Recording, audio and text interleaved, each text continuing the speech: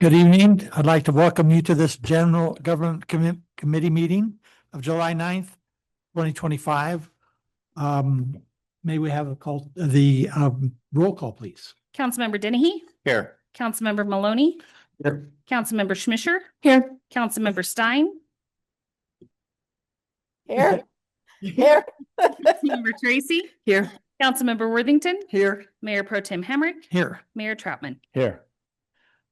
Thank you for that. What I'd like to do this evening is give us a little bit of context of what this meeting is and perhaps what this meeting is not tonight. But Canyon City has a charter which is essentially similar to the Constitution of the United States. It's what we follow as council are obligated to follow, which has been adopted by a public process.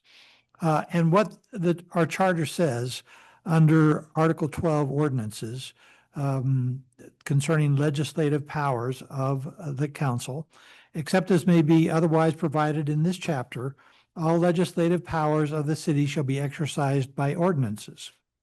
Under Section 2 penal ordinances, except as in this charter otherwise provided, a councilperson's bill for an ordinance providing a penalty for its violation, and for all councilpersons' bills for ordinances amending the same, shall be introduced by one or more councilpersons, read in full at a regular or adjourned regular meeting, and unless it contains an emergency clause and some other things, it shall be introduced by three or more councilpersons, or and then there's some other clauses on that, depending if it's a spending or emergency.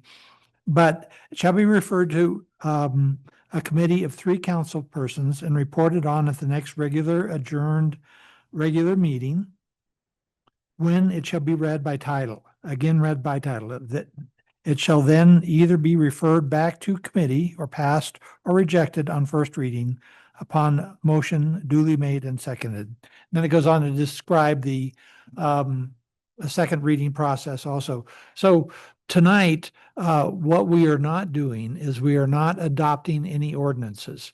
What we're doing tonight is kind of the legislative process where we talk about the ordinance that we would like to see brought back to us as meeting as a council, wherein we would take action on the ordinance duly made by motion duly made and seconded. So tonight is kind of the guts of a legislative meeting. And as I understand it, and this is certainly part of what the discussion will be tonight, but as I understand it, what we're doing is we have draft language in front of us, and we're going to be discussing that draft language and instructing staff what we would like to see brought back to us in a final ordinance or ordinances for action as a council. And so I would ask that you consider that as you I do have several requests to speak here, and just ask you can keep that in mind as you make your comments. You're certainly welcome to make comments tonight. And we're glad to see so many of you in the audience. But with that, perhaps, yes. You might be going where I was going to go. That just a couple of things I think it would be helpful to have Catherine, thank you for being here, to provide some of that legal context of why we're making changes to our existing ordinances about firearms. And, I just thought it would be helpful to kind of take that step back and talk about what we talked about in February.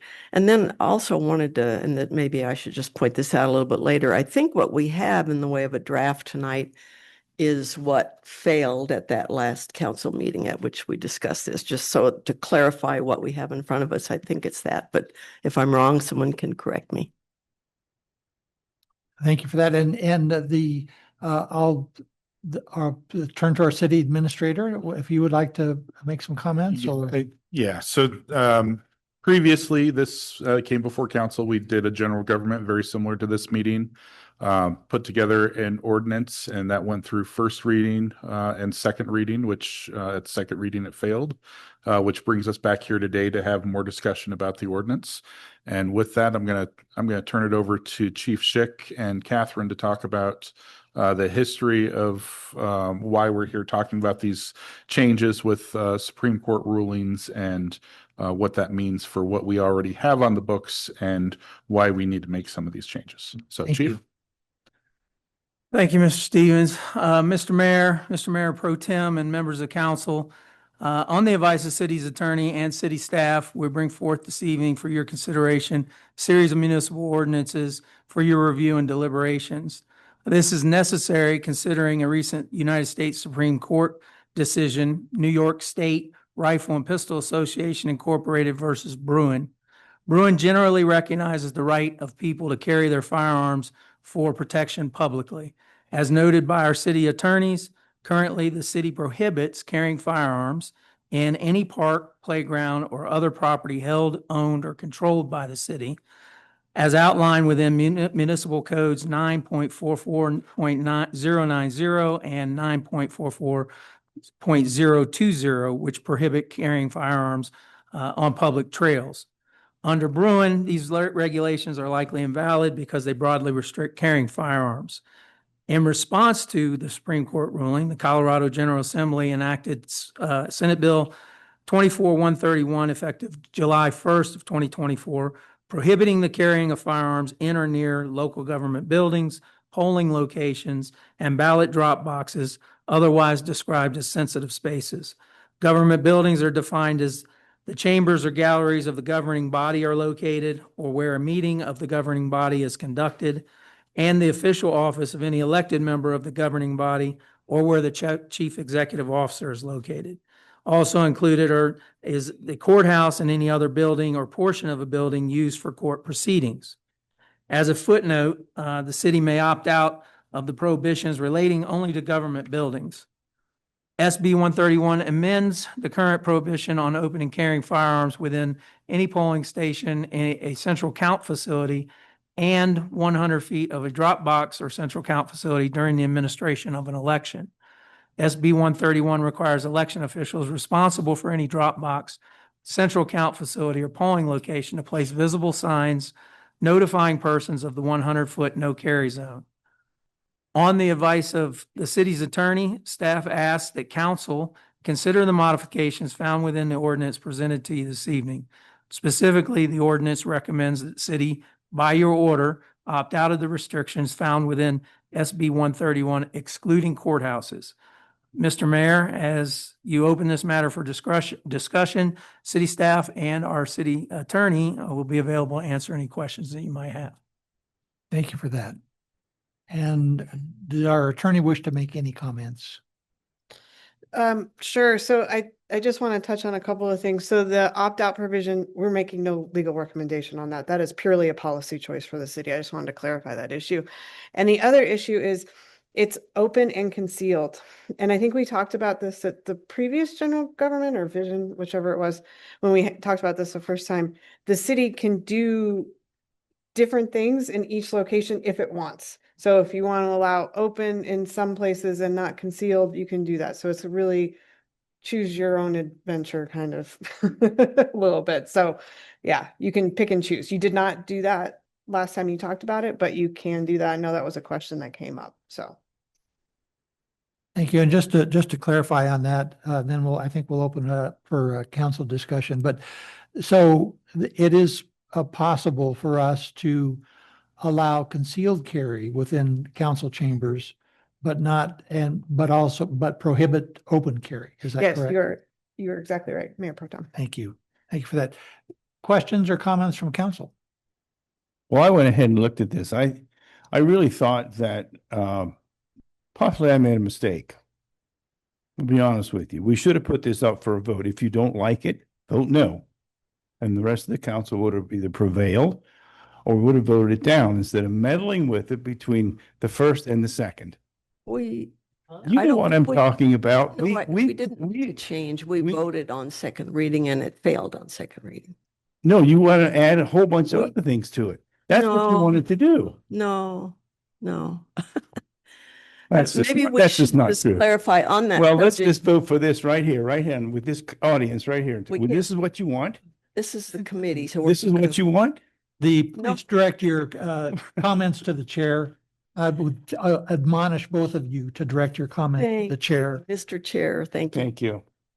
But as I, just to comment on what I believe happened last time. What I believe happened last time is we did have this exact ordinance to vote on, vote up or down.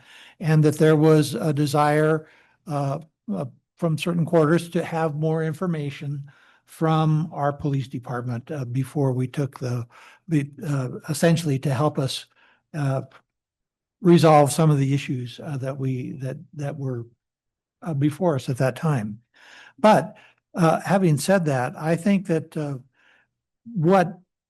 from my perspective, what I would like to see done with this proposed ordinance is to split it and have it in two parts for us to consider. One, to take care of our constitutional problems. And number two, to take care of the optional portions that the legislature has given us.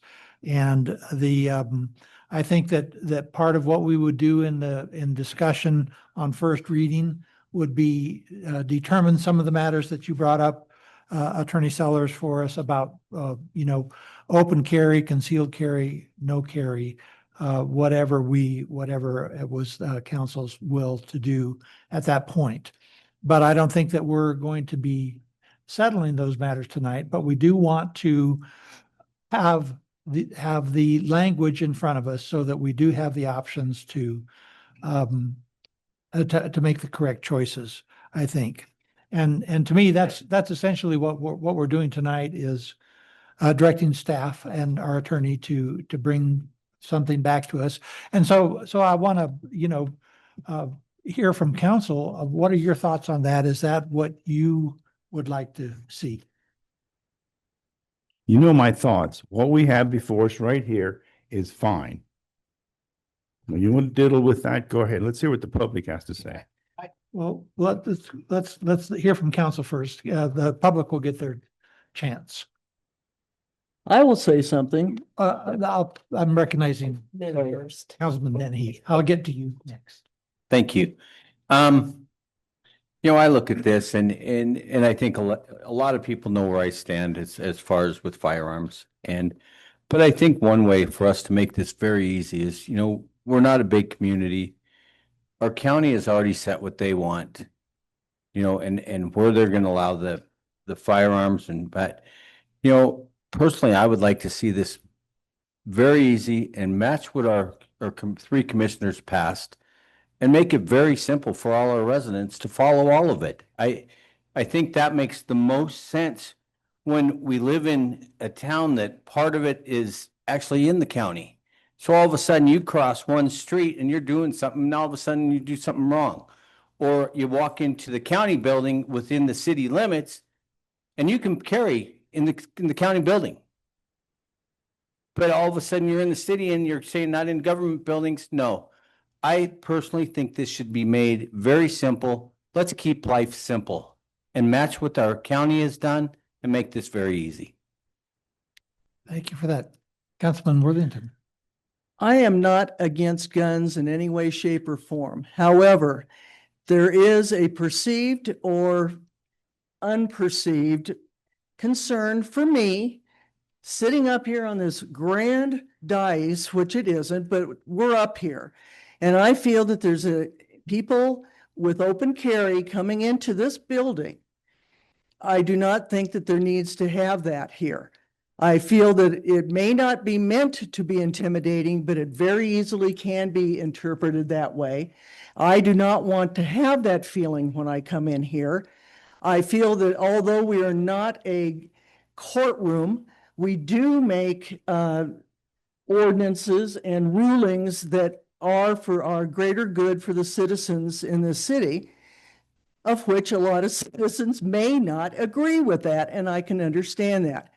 As far as coming into this building and having a concealed weapon, if I can't see it, I'm okay because you dang well should have had a background check. You took some classes and you know how to carry one when it is concealed. However, when you walk in and you're packing on your hip and so forth, whether you mean it to be or not, it can be intimidating. So that is my feeling. Thank you for that. Actually, Councilman Member Dennehy raised an interesting point, and this is a question for our attorney. So if we were to not opt out of banning weapons in municipal buildings, actually, don't think does it say, it doesn't say municipal, does it? No, if you're talking about this building, it would be the building in which the council meets. But this is kind of a language question. What happens to the county building? So if we do not opt out, the county, does that cover the county building, which is within city limits? No, the understanding is that it does not. They can regulate their own building because that's their Theirs. building. So Okay. it's really building based and not necessarily boundary based. If that makes Ownership sense. or ownership based. Yeah, perhaps. ownership based. Yeah. Yeah. Thank you. Thank you for that. Other questions? Mhm. Go ahead. Thanks. Unless Councilmember Dennehy's was a follow-up to that. Okay. I just had a couple of additional questions. Have there been, I guess, could you talk a little bit more about the Colorado law? Is it based in Bruin? Have there been any legal challenges or talk of potential challenges to that? Sure. So you're correct. The state law is a reaction to Bruin. It's in order to bring state gun regulations into accordance with the Bruin case. And in doing that, because it's a U.S. Supreme Court case, I am not aware of any challenges. You really couldn't challenge it. And so what the state did was in the Bruin case, which is a lot of pages of very complicated legal reasoning, the court called out areas of historic sensitive areas, and it gave some examples. And the state's the SB 131, which is the bill that was passed, comes from that language in Bruin. So those were identified in the Bruin case. And so that's what the state did. Instead of saying local governments, you can opt in and you can restrict on your level in these areas, the state opted in for everybody and allows everybody to opt out. So. Thank you. That's really helpful. I have additional, but I'll take my turn as it comes around. I do have a Councilmember Tracy? question. And this was a question I asked early on, but I might have missed the answer. But what we're presented with in our packet tonight is, I believe, the ordinance that failed when council voted. Is that correct? We don't have like a new version yet. No, because we have no direction to draft Right. anything. Yep. Other than whatever discussion we had at that meeting when we had the vote. And all I can speak to is the sense that I have, and I think Kathy referred to this a little bit, that there's probably a certain comfort level with concealed carry because we all live with that now, everywhere we go, whether it's here, in the store, out on the street, on a trail, wherever we go, we know people are carrying concealed. But that's not the same thing as open carry for a variety of reasons. You don't need a permit, as I understand it, to open carry. You need a permit for concealed carry that the sheriff provides. And I believe there's still an educational requirement on that, although it was a few years ago that I took those classes and qualified for that. But the open carry, until you sit up here, and some of you may have done that or something similar, it's a little hard to explain how we deal with really difficult issues like this one and many others. And it's very hard to make decisions if you feel threatened. And believe me, council members have been threatened individually. We've been threatened at meetings. We've been threatened outside of meetings, on email, on social media, you name it. We've been threatened. And that's aside from getting sued regularly and all those regular kinds of things. So we want to do a good job. Each one of us, even when we don't agree, we all are motivated to do a good job for the city. But we don't want our decisions influenced by fear. At least I don't. So I'm just personally, I'm not comfortable with saying it's okay to have open carry in this building. And I'm not talking about just council chambers, but, under those four, and we could read them again if that's of any use. We had that material in our February packet when we first talked about this. The four areas, as I understand it, that we can either opt out of or not. The chambers or galleries of the governing body where they are located, in other words, this building or this chamber, a meeting of the governing body, for example, if we met somewhere else, that would be a sensitive area that we could decide we want in or out of this. The official office of any elected member of the governing body or of the chief executive officer, the building or office in which that's located. So that would be our city administrator. And then that fourth category of courthouse or any other building or portion of building used for court proceedings. And if I'm remembering correctly, we seem to have pretty good consensus on that, wanting that to remain an area where we don't allow firearms.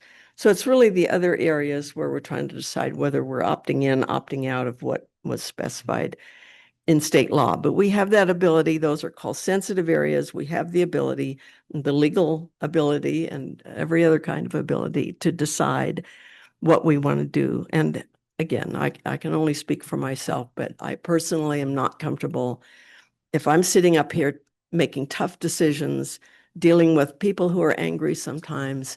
I'm not comfortable if someone's got a rifle slung over their shoulder and they're sitting out there, or the open carry of any kind. And that's just where I stand. And I don't think, for me, it's not an issue about having to do what the county did. We're two separate governments.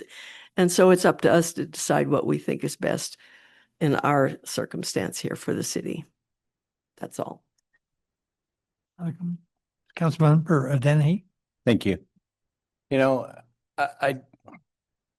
I thoughtfully disagree with that.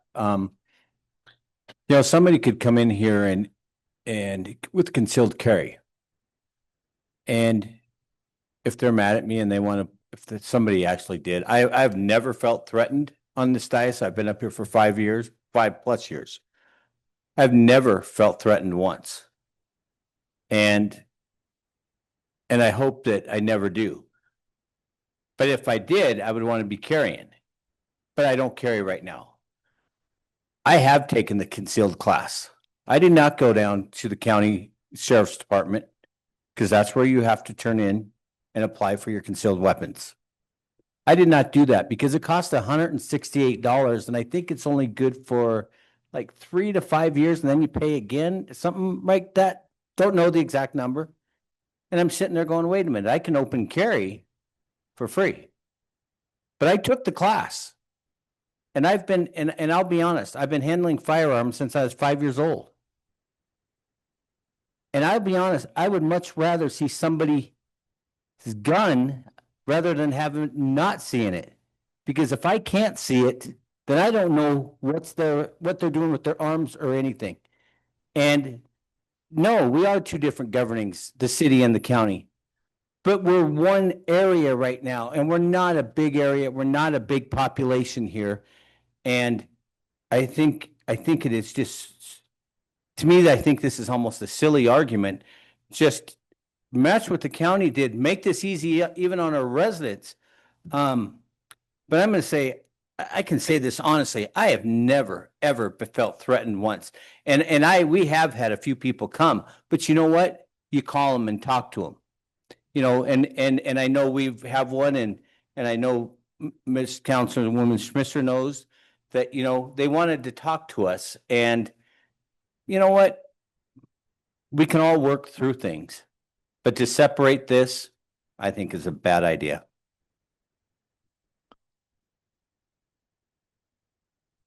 Just a point of clarification, so what your guidance to staff would be is to bring back the bill as written, the ordinance as written. Do I understand that correctly? Yes, my recommendation would be to bring it back originally as written. I know the one thing that, one of our council people was, the one object was if attorneys were packing in the courtroom. I'm okay to stop attorneys from packing in the courtroom. I'm fine with that. But other than that, the whole thing. Let's just make this easy and make it easy on our residents of the county. And, you know, and again, I'm a firm believer in our Second Amendment. And that is my recommendation. Thank you for that.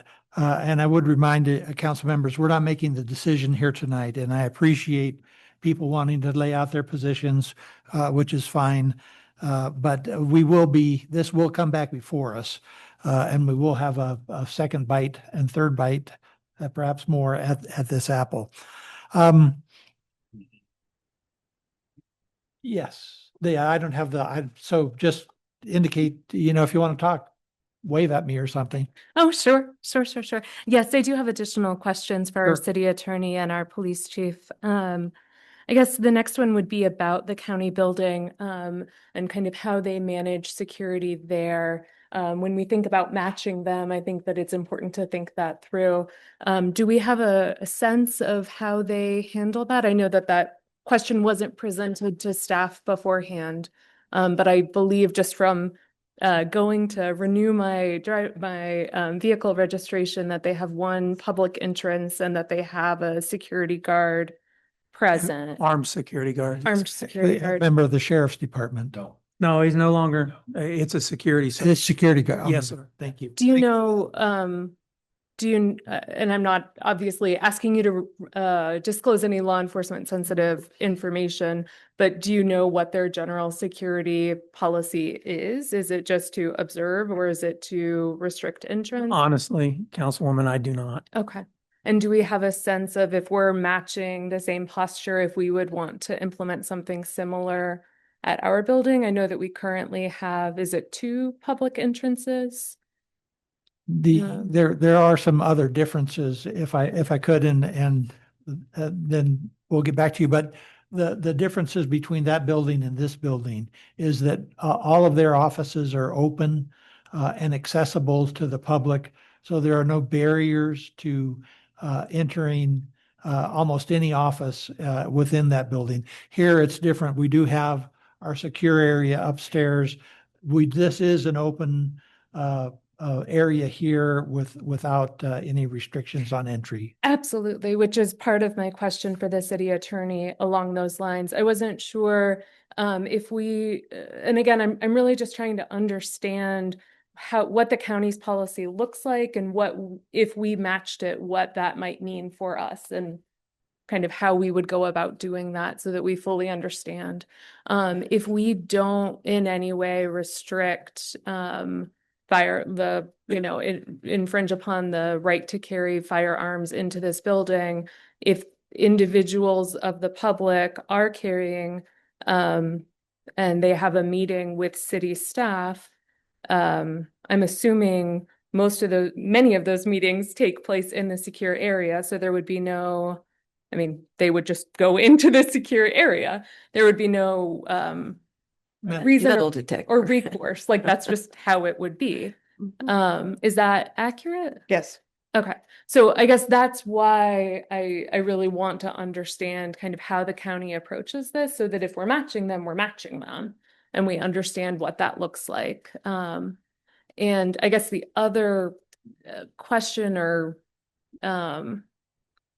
discussion point I would have would just be what are our legal liabilities and rights when it comes to enforcement? I'm assuming that that it's in the ordinance itself, and that if a city staff member didn't want to meet with someone, that they would then, because they felt any which way, which I would not want to presume to know for them, that they then would have no recourse. Is that accurate? I'm assuming What that does that they, look in like? that they don't have any recourse as the member of the public in your question. Is that accurate? I think both. So, So, I mean, because cities- if there isn't sorry, please. sorry, city staff wouldn't necessarily have any recourse. There's other options to meet with people that if that person wants to carry and this, let's say the staff member is not comfortable in that meeting, in a smaller room with that person carrying or stuff like that, they could ask them, do you mind meeting and you're not carrying? They can actually ask them. If the person says no, they're within their rights to say no if the city opts out. And then, if the staff member, I mean, that becomes a personnel issue then for the city to deal with that staff member to say, okay, do we have another avenue to meet with this person? Or do you want someone else present? There's other options by telephone, by Zoom, having a third party present. So we would have to work through that. But from a liability perspective, no, because this is the law in Colorado. Absolutely. So I think that's why I think it's so important that we understand how the county has approached this. Because if like this we don't actually have a secure area, I think is the point that I'm getting to. So I think it's important that we understand how the county approaches it so that we can determine if we can actually match what the county is doing in terms of having a single entry, having an armed member, so that we know. Thanks. Could I respond to that? I think we talked about it a little bit at one of our previous meetings, and my recollection is that the county only they only had a sign up saying no weapons in the building during election time. And then that sign came off the building. They don't use a metal detector, so they're not scanning people for concealed carry or open or anything else. I don't know what the policy is, what the armed guard does or doesn't do, although I have had him follow me around, ask me what I needed. Like, oh, I'm just going over here. So my assumption is that they do, and I know because I saw it myself, that during election time, they post a sign on the building saying no weapons, but it's only for some span of time during election. Beyond that, I don't know if they have another policy. I can say I've talked to the gentleman at the security officer is what he is.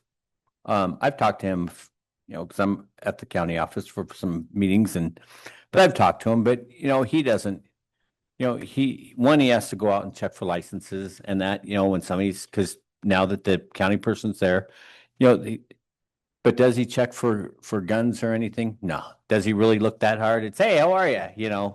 No, he's not. I think that the person is there, and unfortunately, I did like it when they had a county officer there. I thought that was kind of nice, and especially for going out and doing VIN inspections and that for people. But I think it's more a feel-good thing because they don't, that person's not looking for. I don't believe he is, because so many people walk up, and I've even watched this where he's standing there talking to somebody, and 5 people walk in, and he didn't even see any, what went in. So I really don't think he's personally watching for firearms, but maybe it's a good idea if we get a couple people from the county building and say, how do you guys feel about this? Yeah, I mean, I don't think that it's, Right. The first step is officer presence when you're talking about use of force. So, I mean, I think it's more about having a presence there, but it's just something that I think we should be aware of and we should know what the policy is. So that's something I'd love to kind of have a little bit more information or staff insight into at first reading. And I'll recognize you Well, here in just a second, Mr. Mayor, but what I would recommend is that our city administrator perhaps contact Tony Carochi, have a discussion with him, perhaps come to an agreement between you two, whether you think it would be helpful for him to be here when we consider this for an action, or you can convey what they do there. Thank you, Mr. Mayor. First of all, is this mimic the county's ordinance or regulation? Exactly, right? Yeah, Second of all, it does. I was just going to say, yes, the county did not opt out of the court. This is what the county has Yes. in a very unsecure building. We have a very secure building here. When we have council meetings, we have an officer here all the time, maybe more than one. I don't feel insecure. I mean, you need to know what do your constituents want? And right now, I think what the county has and what Tim has said, that's what we should mimic. We have a very secure building. We're going down rabbit holes we don't need to be. Okay? We have a secure building. more secure than the county. I've been in and out of the county hundreds of times. So let's move on. I Thank you just, for that. I'd love, Mr. Mayor, excuse me. I just wanted some clarification from what he said, but Sure, go ahead, please then. But address the chair, please.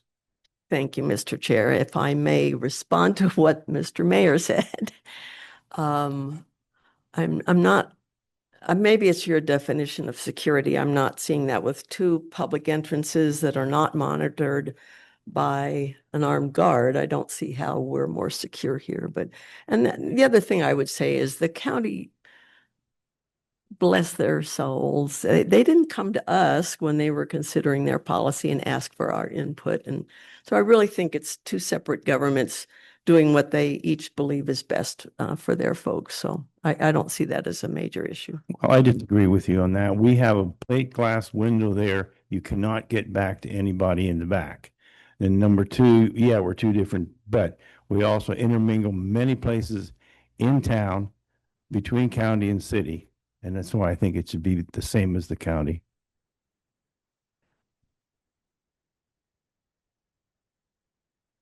Any other comments by council?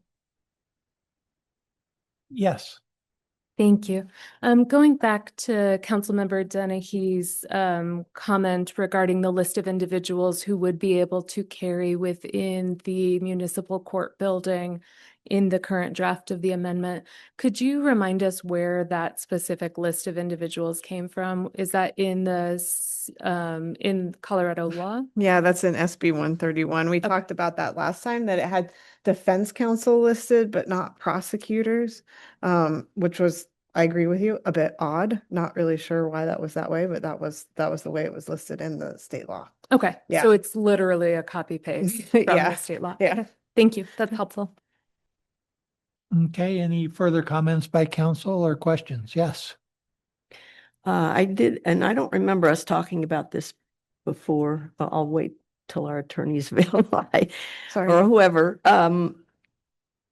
One of the, in the ordinance that we considered and that was voted down last time and that we now have before us again, one of the things it does in chapter 9.52 of our ordinances, that section was previously titled concealed weapons. And then it went into detail under 9.52.010, carrying concealed weapons, when they're prohibited, when they were allowed, that kind of thing. That whole section, as I understand it, in the current draft is replaced by a section that's titled firearms. And then the subtitle is carrying firearms in certain buildings. So I don't know if we ever really talked about, is that replaced because we just don't want to distinguish between concealed and open, or I just didn't quite understand why the change was made that way. Well, under Bruin, some of that is unconstitutional language. Some of it, Mhm. but not And all. yeah, so, well, the direction we received from council at the last committee meeting before we drafted Before we this voted. was Second not to, reading. not to make that distinction. So that's why the ordinance was Yeah. drafted that way. Okay. And if you remember, Commander Bell was here and we had a discussion about knives, because there's knives mentioned in that section too. And it was his recommendation that that could come out, that, Mhm. you know, he was worried about the concealed knives. So, yeah, so you're right. It replaces all of that. We did have some discussion about portions of it, but not Mhm. all. of Not it. as a whole. Yeah, I mean, I just don't know what direction council as a whole will want to go on this. And, you know, we may not ever come to a real unanimous view, which is fine. You know, we don't have to always have unanimous votes, but I wonder if we do need more discussion about, you know, is there some sense on council that we should or can consider distinguishing between open and concealed in this building, wherever? I don't know if we've really talked that through thoroughly enough. Yes. This is for Chief. What limitations on types of weapons, just in general? Obviously, fully automatic weapons are not allowed to be open carried, but what limitations would there be For open carry? for open carry? In regards to, Anything short of a AK, you know, well, 47. an AK, you can open carry. You can. Oh, so Absolutely. fully automatic weapons as Yeah. well. Well, not fully automatic. Fully automatics require a special license, but those are semi-automatic. Jen. So any kind of Semi-automatic. semi-automatic rifle would be allowed in any building. Yes. Okay. But you can conceal those as well, can't you? Okay. I mean, no, you could. You- Yes, thank you. I have a question. Good. Whenever you can get to me, I have my hand up. Yep, I see that, and we'll just, and the, One last clarification on knives. Is there any, I always thought there was always a limitation on how long of a knife you could carry. But is that not true? I think there is. There's I'd have to three- go pull the code to determine what the exact length is. Yeah, it was a 3-inch. And I think it's 3. yeah, I mean, if I'm recalling correctly, and it's a while ago, Commander Bell was, if the knife ever issue ever came out, they just write it in a county court because it's a state law. It Yeah. mirrored state law. So that was his take on it. I don't know if the chief agrees, but I don't my summation disagree. of his take. I don't disagree. So. hey, thank you. Councilmember Stein, please go ahead. Yes, I apologize because I'm in an area where it's very noisy. But I just have one question. If we present the same ordinance with all the same options in it, is there a plan to get the vote to come out differently? Well, I mean, is there a guarantee it'll come out differently? That's all I had. Thank you.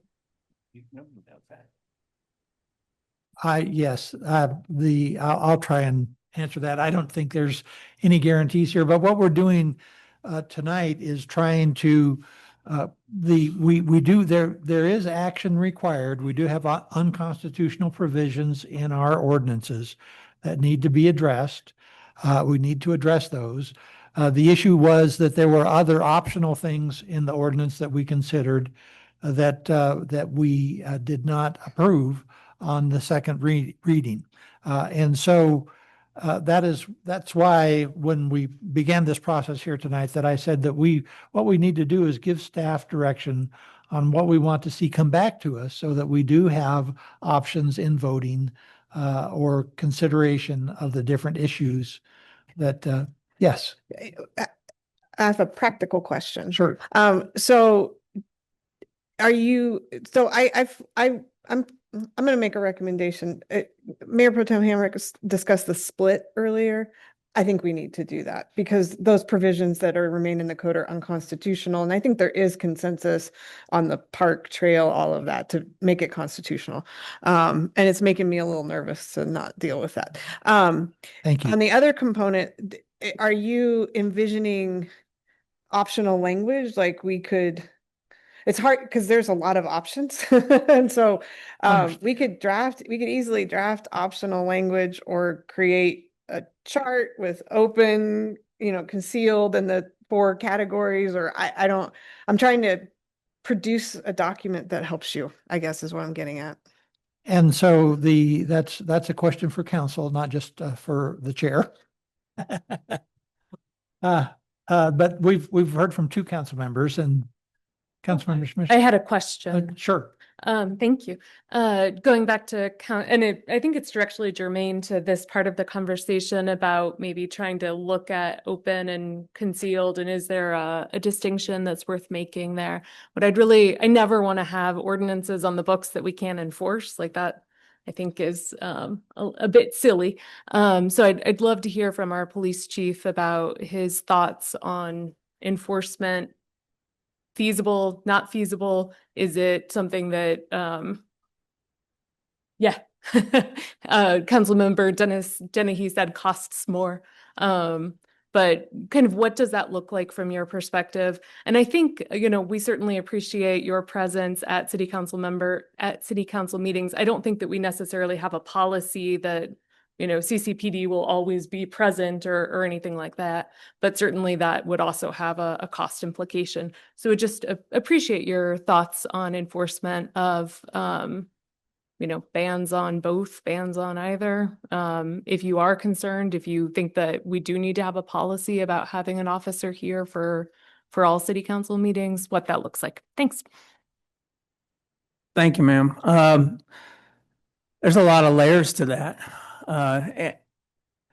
Understand, Absolutely. I don't think there's any issues with enforcing whatever the will of this body is, and they put legally in the ordinance, and it's supported by the Constitution and the Constitution of the United States and Colorado.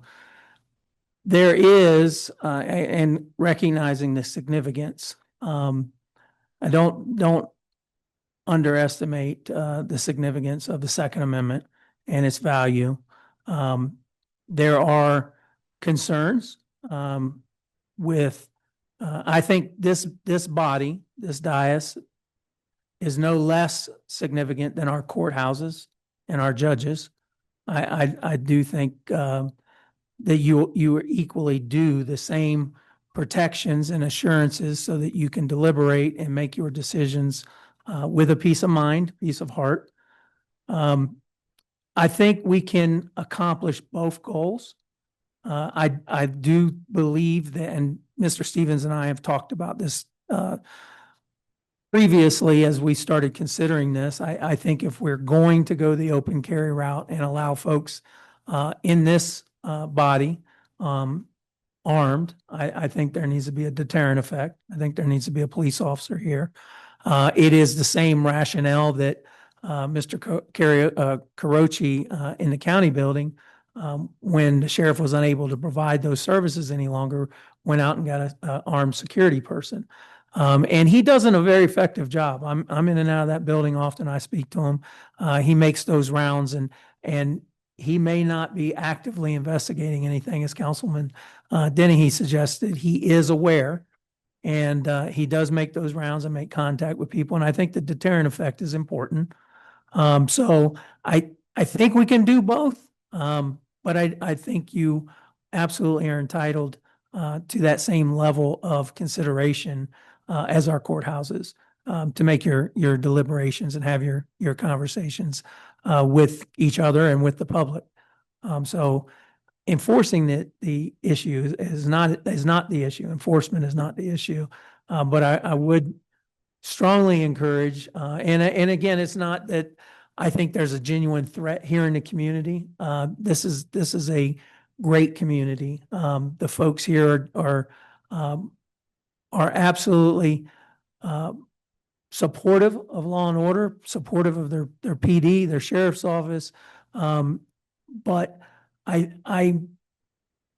tend to come from a point of caution when we start considering guns and certain people in emotional state, people under influence. That's when I get concerned. That's when I get nervous. So having that person here in this room at each meeting for that deterrent effect, I think we can meet the obligations, the will of this body, and keep the council and the community safe. If that answers your question. Long way around the barn. Thank you very much, Chief. I think that it certainly begins to address it, but I think one additional piece, and this may come more from the finance department than from your department, sir, but would be at first reading to kind of have a sense, at least a swag of what the cost estimates would be for enforcement, whether we opt out or opt in. In the same way that I never want to enact a new ordinance that we can enforce, I also never want to enact an ordinance when we don't know what the budget tail on it is going to be.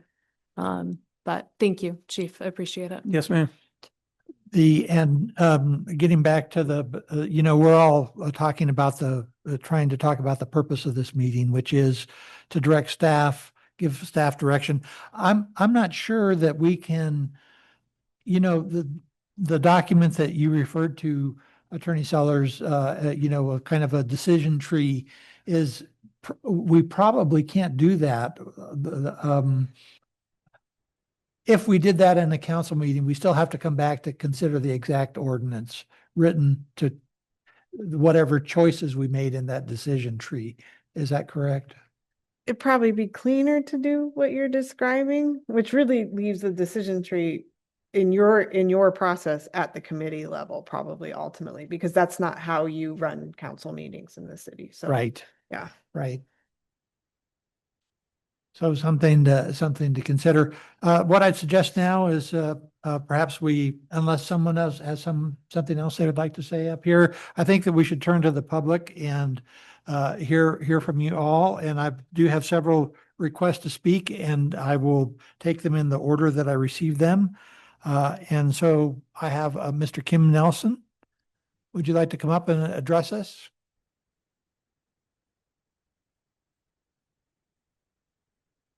Get to go first. Oh, she'll take care of it. Okay. Kim Nelson, been here a long time.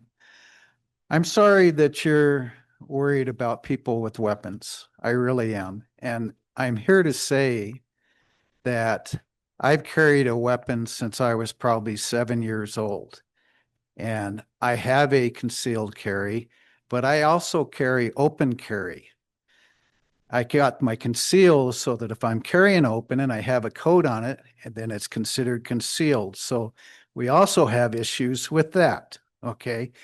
But what I really want to say is I'm a very educated gun owner, and anybody that carries a gun with a concealed carry has gone through a lot of training, live fire, target fire, done the classes, applied background checks. A lot of the people that come in open carry are actually concealed carry people. It's just sometimes it's easier to carry it on our side when we're going outside when we're doing things. So as far as safety, I think people and the police department can give you this information. I'm not blowing it up. Concealed carry people actually help law enforcement on a lot of active problems out in the street, and there's actual documentation. And right now it's 53% of the concealed carry are the first responders because they're there. I'm not knocking law enforcement. They come, they're called, they respond. And I want to make that very clear. I really support the law enforcement, but a lot of concealed carry are right there on the spot when something happens. And I know that you don't want to hear that, but we are very responsible when we carry weapons. So I also would like, since I've been here listening this to April, I would really ask that you guys get this figured out and get it voted on. Thank you. Thank you. Next, we have Mike Storica.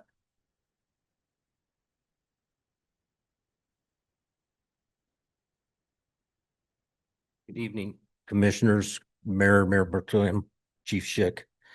First off, point of clarification in parliamentary procedure. This ordinance was approved on first reading. After some of these same people were here and you took their advice and wrote an ordinance. In your May meeting, it came up for approval on second reading. An amendment to change it was made. It failed. The question was never called on again. The motion, the ordinance has not failed. It has not been voted on second reading. The motion to amend failed. Then there was discussion about abstaining from the vote because we weren't clear, and then a motion to table. And the motion to table was to June 15th. Now here we are in July. It will be August before it comes back to council. On the intimidation thing, your police chief, your police officer, open carry here for intimidation. If Mr. Wilson over here is a crazed idiot and he's got a concealed weapon on him and you got 6 other people out here open carrying, who's going to be more intimidated? You people up there or the crazed nut out here? I say it's the crazed nut. Your police chief open carries as an intimidation factor. And I can go, stop right there, don't come any further, not have anything behind my back but intimidate you. So if I have it on my side, whether it's concealed behind under my shirt, it doesn't matter. I say you've got the ordinance before you. When it comes back to council, it comes back on second reading. If there's a motion to amend it. If it fails, vote on the ordinance. You've already wasted staff time. your attorney's time, your police chief's time, and everybody else's time. You talk about what it costs and your cost concerns. You're costing money right now. You've got the ordinance before you. Approve it or don't. Thank you. We already did that. Attorney Sellers, do we need an opinion on Mr. Starika's point about? I'd need to review the recording. I'm sorry, my memory's not that good. Mine either. Sorry. That might be something that we need to verify one way or another, I would think. I'm not sure it wholly matters because it's council's choice to, even if it was tabled and brought back to committee, it's council's choice to do that. So. Okay, thank you for that. Thank you. Next we have Steve Wilson.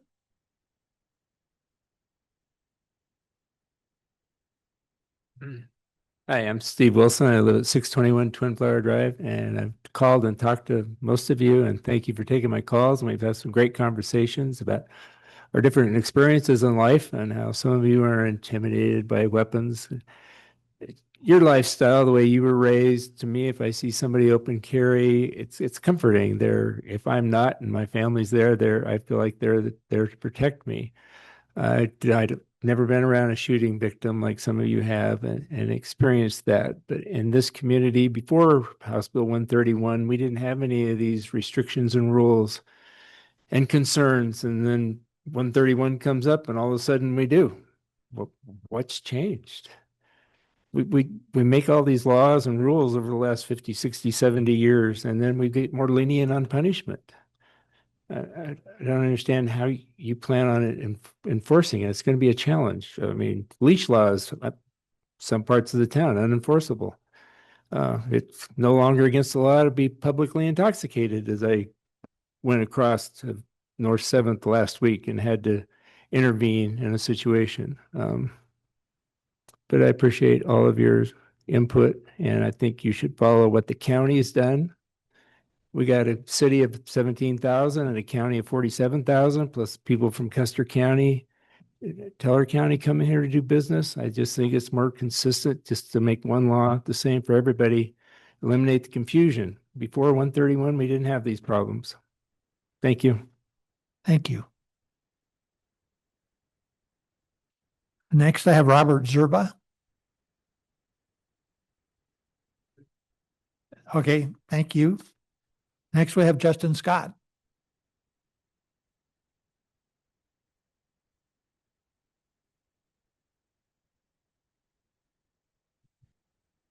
Mr. Chairman, Mr. Mayor, members of council, thank you for the opportunity to speak to you this evening. I've been here before. As you know, I support having minimal restrictions upon firearms. For a long time, we've had all sorts of ordinances, including the Canyon City Ordinance, which are actually unconstitutional.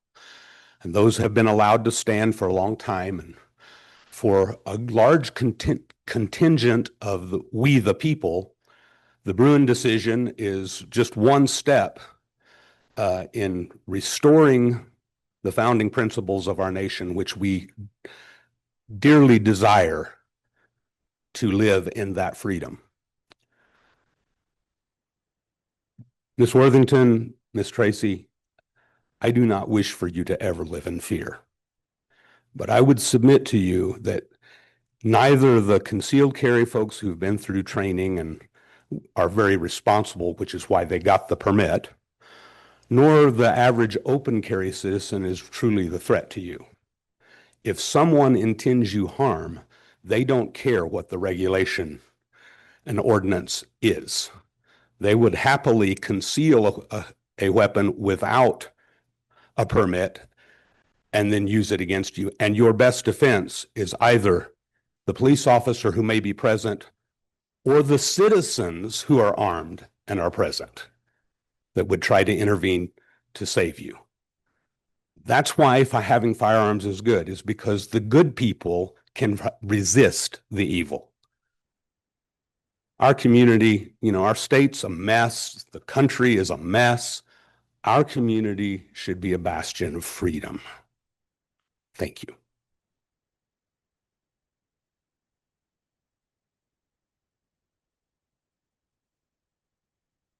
Next, we have Randy Hunsaker.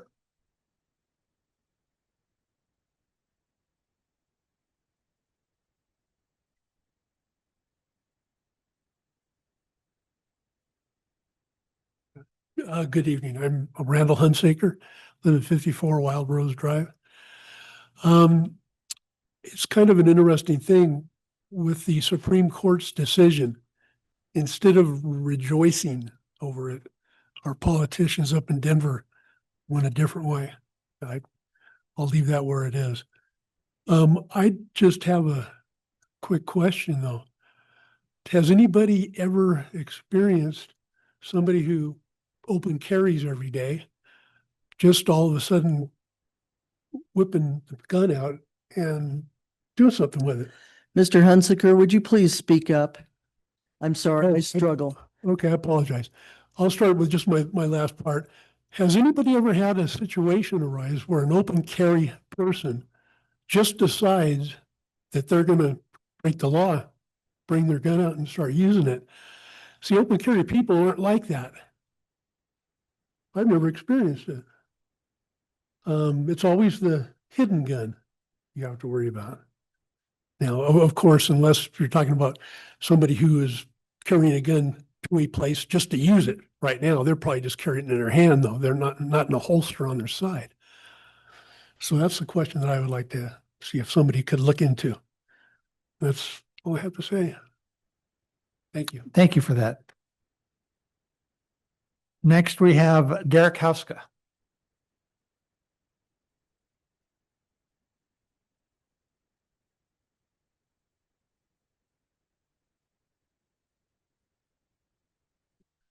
Hello, my name is Derek Hushka, and I want to speak on firearms ordinance.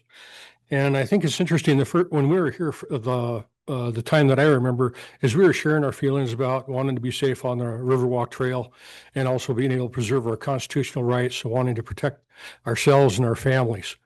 And then there's the first reading, and then all of a sudden, second reading, something happens. All of a sudden, people get scared about firearms. And I think that's really weird. I think there's another component that's being inserted into this. We don't know what it is, but there's something going on. So that's my feeling on it. And making a decision from a position of fear is never good. Never good.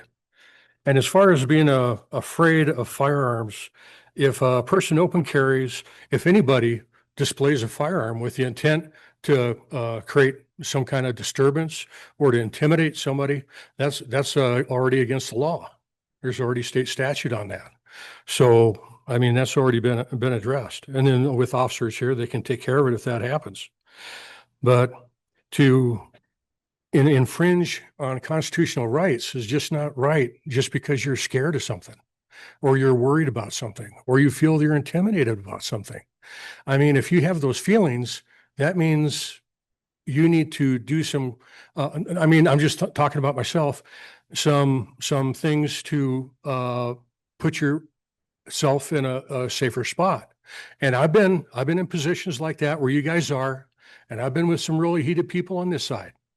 And, you know, there's been some worries, and I can understand that. But if it's to the fact of where you're willing to take constitutional rights from somebody because of your fear, you shouldn't be in your position that you have. Okay? I mean, that's the bottom line there. And you shouldn't feel intimidated by anybody who's exercising their constitutional right. There'll always be bad apples. They just need to be dealt with. And if I think something from Benjamin Franklin, those who give up essential liberty to purchase a little temporary safety deserve neither liberty nor safety. And when I was here last time, I said those who impede constitutional rights are tyrants. And I stand by that. And if you're a tyrant out of fear, I feel sorry for you. I mean, we should have the same thing that the county has. I mean, right now you're doing double standard in a very small area. You do double standard in a small area, you're setting people up to go to jail, to be prosecuted, to go to, I mean, this is not right. That's all I got to say. Thank you very much. Thank you, Derek. Next, we have Brother Grimes.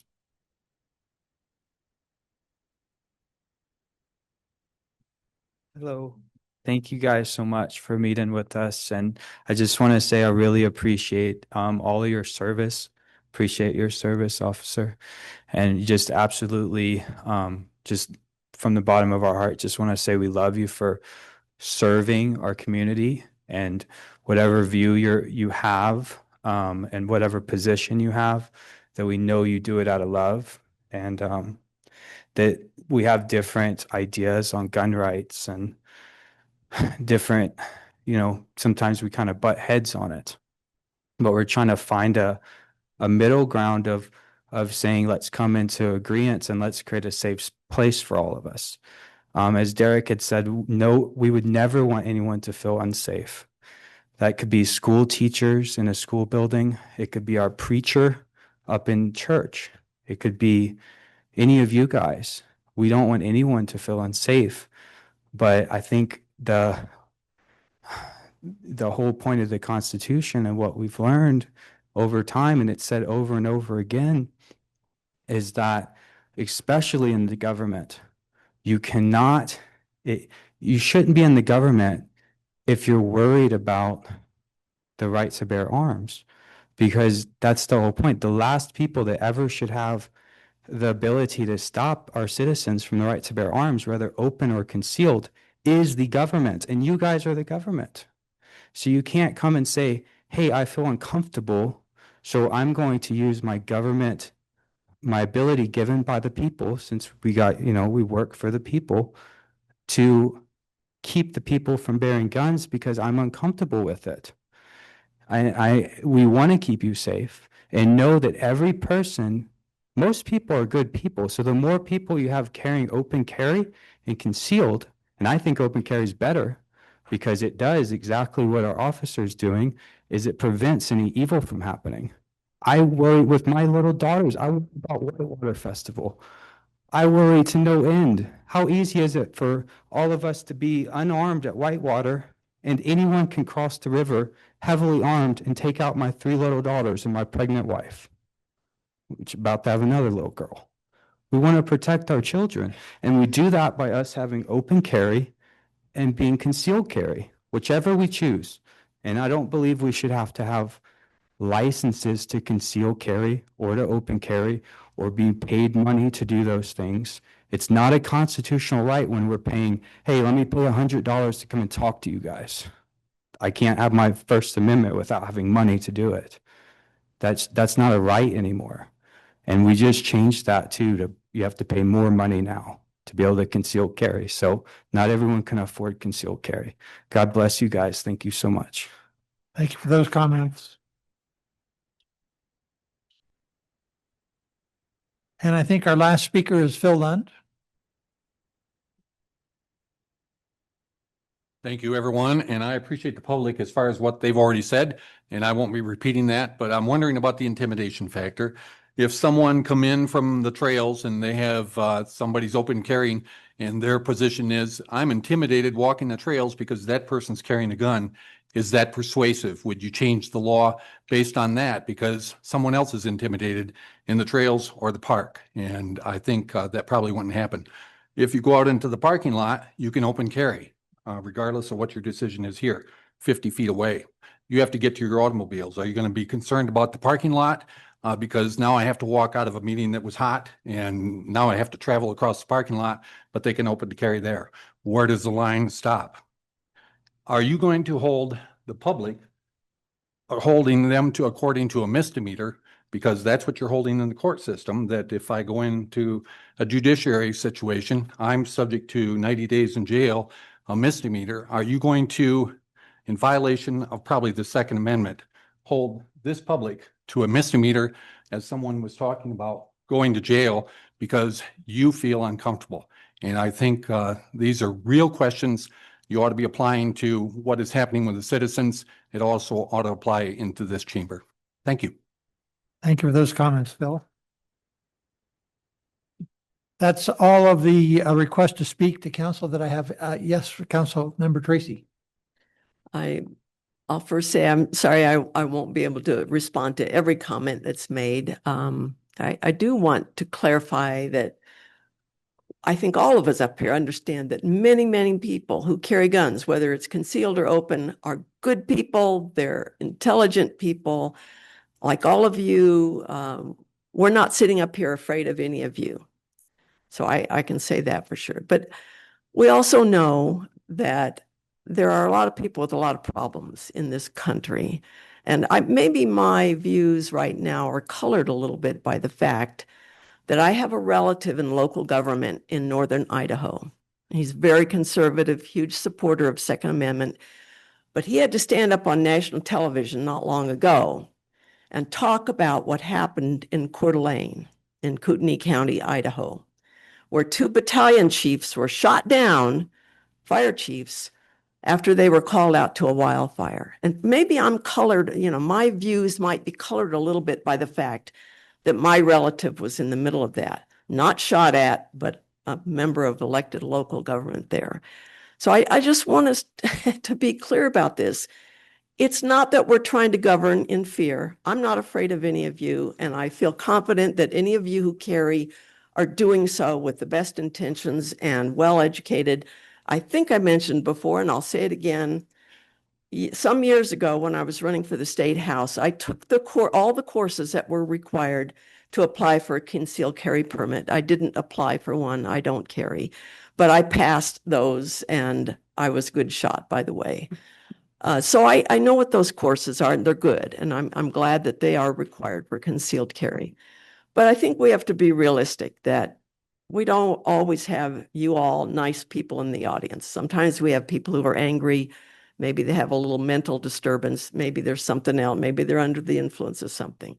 So we're not criticizing any of you when we say there's reason to be concerned. And I appreciate what the chief said a little while ago about, and I can't say it as well as he did, but that because of the nature of the work we do up here, we deserve perhaps the same consideration that a courtroom deserves, which is you don't want guns and people shooting around in a courtroom. And I don't think we want guns around in this body either. That's my personal opinion. So I appreciate all of you coming and speaking your mind. I will just, in response to Mike Storica, I'm pretty sure we did turn it down on second reading, but we can go and review the recording on that and see if we missed something or if something slipped. But just, we have great consideration for all of you, and I hope you do for us too. And don't misconstrue what we say when we say we don't want open carry in here, because we make very difficult decisions and we deal with people who are angry at some times, and people, like I said, who are under the influence of something or just having mental struggles of one kind or another. And, we just have to be realistic about that. And frankly, we have another election this fall. And if you want people to run for these positions, you don't want them to think, well, gee, some people are going to say, if they're just carrying stuff over their shoulder in these meetings, I don't want to be up here where these people are. We don't want to discourage people from running for office. So just, we're trying to be sensitive to your views, and I hope that you'll be sensitive to some of the views that we have. Thank you. I just want to say one last thing here real quick, because everybody keeps talking about the concealed weapons class and the carry and all that. I've taken that. And I'll be honest, I took it at Shields. Couple hour, maybe 2 hours. There was no shooting. It was really basic. I got my little card. I could have taken it down to the county. And everybody thinks having that concealed carry permit, trust me, that's the easiest thing to get in the world. The hardest thing is going to get the background check when you take it down to the county. But to get the concealed weapons and pass the class, trust me, those classes there's hardly anything required with them. So as we say this, remember that. That's the easiest thing in the world. And maybe they should be harder, but it's a simple thing. You go in, you can sit there for a little bit. You take one little test that's super easy. If you don't pass it all, they'll come over, try it again. Done. Over. You got your little card that says your little piece of paper. You can take it down to the county. Somebody keeps saying this. there's not a big difference between somebody just open carrying and concealed carrying. Because that class, there's not much to that class. Thanks. Yes, Councilmember Schmisher. Thanks. Thanks so much. We always really appreciate it when we have a lot of folks turn up, and even more when folks speak in with a lot of passion for their rights and their responsibilities as members of our population. We are all bound by an oath to the Constitution as public servants and as city council members, so that is incredibly important to us. So I would like to ask our city attorney to respond. I think that I didn't count them. I wrote down all the names, but not necessarily everything everyone said. But there were certainly 3 or 4 folks who said that, like, if that this could be unconstitutional, banning open carry or concealed carry. And I just would like to hear from our city attorney on that, because I think that that's certainly something that I take very, very seriously. I mean, it follows the case the US Supreme Court decided in Bruin. So no, I would say it's not unconstitutional if you opted out of SB 131, or even if you didn't, because you were following that case. And that is the Supreme Court's decision. So there's no court higher than them. Thank you. Yes. I just struggling with one thing as we talk about this, and I'm very pro all of our rights. I'm not anti-gun in any way, shape, or form. I do own several myself. I think the big part of the concealed carry is that you do have to get the background check, whereas anyone can buy a gun on the black market, open market, without going through that process, even though that might not be legal at this time. But that's kind of the difference, that you took that step, just like graduating college, you took the step to obtain a certificate to prove you're worthy. So I disagree with you on it's a useless procedure. So everyone's here seems to think it's okay that during an election, it's against the law to open carry. And in a courtroom, it's against the law to open carry. Why is that acceptable? If this is a non-issue, that shouldn't be an issue either. So apparently there is a perceived intimidation. So we all agree, if you're bringing your ballot to vote, we shouldn't have to look at people within 100 feet or whatever it is of a ballot box, intimidating us to change our mind or not show up. We shouldn't go to court and be in fear that someone's behind us with a gun and they don't like us and they don't like the decision. So that's all acceptable, and I think we all agree on that. So I think the biggest thing we're talking about, and I think Chief maybe supported that a little bit. We don't agree with that. But is it not? Is it based on some common sense? It's based on fear. Absolutely. Okay. Well, we can disagree about that, and I'm just kind of asking. I'm just asking the questions.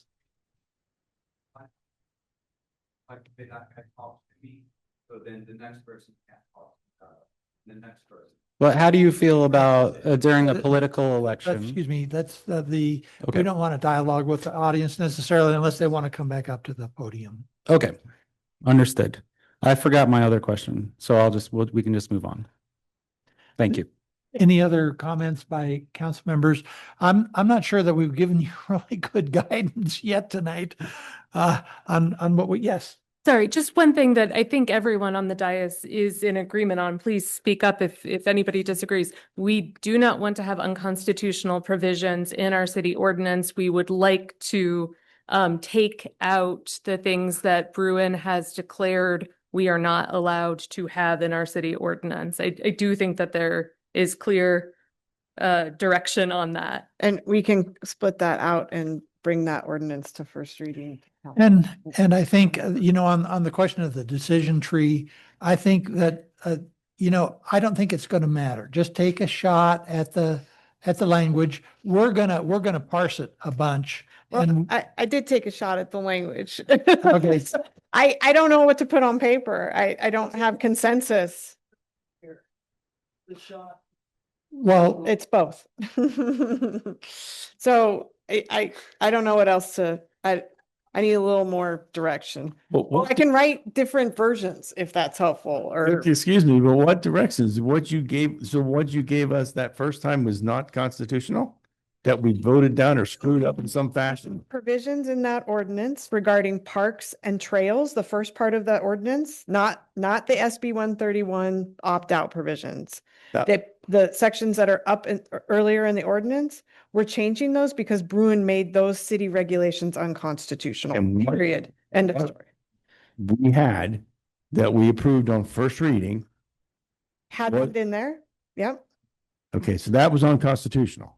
which is, no, the ordinance was not. We were fixing the code so it would be Then constitutional. there's no decision to make. If you bring what we had the first time, A document, I need direction to split it. so we want to make it really complicated. No, Good. No problem. No, I'm actually trying to make it simpler. Okay, well, let's see it then. You have it in front of you. You have those. That's right. sections in That's front what of I'm you. saying. We have it in front of us. Yeah. And that's constitutional. I think we need to make something that we're gonna be able to pass and approve as a council. We passed it the first time, once, on first reading. But it was On first reading, and that's what we should talk about again.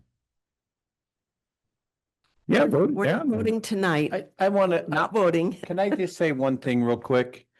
All of us are up here saying our opinions and that, but you've got to remember, we're representatives of our people. And I haven't heard one person opposed to any of the gun. So, thank you. So we're still left with the question of what do we bring back to council? So I think it needs to be split.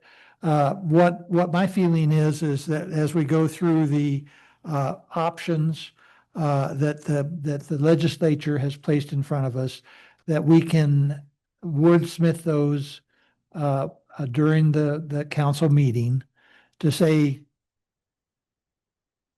all carry is banned, concealed carry, open carry is banned, concealed carry is okay. I think we can get to those decisions during the meeting, I think. Does that sound not doable? Are you suggesting, just so I'm clear, Mr. Hemrick? Sure. And you started by saying, and I think that I hear a kind of a consensus to split it off, and the things that we clearly know that we need to change in our ordinances, let's do that, get that ordinance passed and so forth. And then with the others, are you suggesting that staff and attorney provide us with several different versions of an ordinance or some other approach? And I guess the other part of my question, do we need another committee meeting once we have drafts, or do we think we don't? So I would suggest that just as we have done in the past with other ordinances, we can request changes between first and second reading. And that's what I'm envisioning, because I think it's going to be really difficult to get to some specific direction tonight. Given the breadth of opinions that have been expressed up here. So, but I see consternation in our attorney. No, I don't know if your first reading will produce results, I guess I'll say that. I'm concerned. I just don't know. So it's your call though. You tell me what We do want it split. Yes, Yep. no problem. We're good there. Split. We're good there. That's easy. And I'm more than happy to draft 10 alternatives if you want. You probably don't want 10 alternatives. So I need probably some guidance. If you're leaning towards, prohibiting open carry, I can draft that version. And you'll still have this version that you have before. I would suggest we've got 3 cases in front of us. Not opt out, let the legislation stand. Opt out by allowing concealed carry, opt out by allowing concealed and open. I think that gives us enough to be able to, and this is my opinion and. If I can just maybe. Sure. I don't know if folks will want to do this, but one option would be something that we don't usually do, and that would be to perhaps have a work session for the hour before that council meeting that we're going to consider the ordinances, just to kind of hash out you know, a little bit more about what we have in the way of drafts. You know, we do sometimes have executive sessions at 5 o'clock and then council meeting at 6. So one option could be, if people are interested in having a work session committee meeting, so to speak, at 5 o'clock on whatever day that might be. Councilmember. I'm sorry. I was just going to say my concern, I have no problem with parks or trails. My issue is this building. So that to me, I think that's a separate choice. That's my situation. So, I mean, that's a little bit different than what I think you just said. So, The three options that we have in front of us from the legislation are chambers or galleries where the city is located. That's one. Any building owned by the city in which an official meeting of the city council is currently taking place. Any building in which the official office of any elected member of city council or city administration county is located.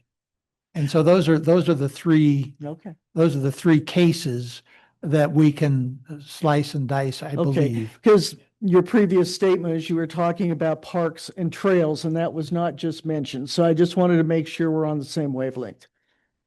Thank you. Yeah, parks and trails are what is unconstitutional right now. Yeah. And did someone wish to make a further comment? Yes, please. You need to come to the microphone, please. Thank you. Thank you for hearing me again. I'm not understanding the split. Maybe I'm by myself and don't understand. You want to split what and separate it in what way? Am I the only one not Can I understanding? take a stab at it? Well, I'll take a stab at that. The split that we're talking about is that we have a current ordinance that's unconstitutional. We're prohibiting any carry on city parks and city trails, and that is unconstitutional. And so that's one side of the split that we need to fix. The other is that we've been offered a choice by the legislature, considering the three things that I just read, that we have the option to ban all weapons in each of those three cases, or it's like a Chinese menu, one from this and none from that, or whatever. But that's the split. That's the split we're talking about. We have ordinances that are unconstitutional, need to be fixed, and we have a choice given to us by the state legislature. And if we take no choice, we have agreed with the legislature that those are, that there's no carry in those localities. Okay, so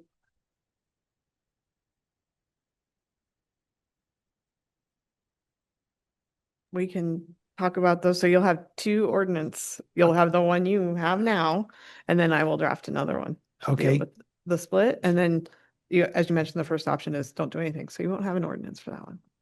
let's give that a try and see where we get to. And I myself am really not in favor of putting off by a further work session. I think that we need to address this now. We've discussed this. This is now our fourth meeting on this subject. And so I think that we probably have enough to make a decision. Mr. Was there Chairman, some other question? And Mr. Chairman, I oh, have my hand up. yes. Since other council representatives have mentioned what they've heard from their constituents, I would like it on the record that I have had 4-1 in favor of a no open carry in our meetings, our public meetings. So I have heard from constituents who feel the same way, that they do not want it. It's not like, this is not my opinion alone. Thank you. Right, same.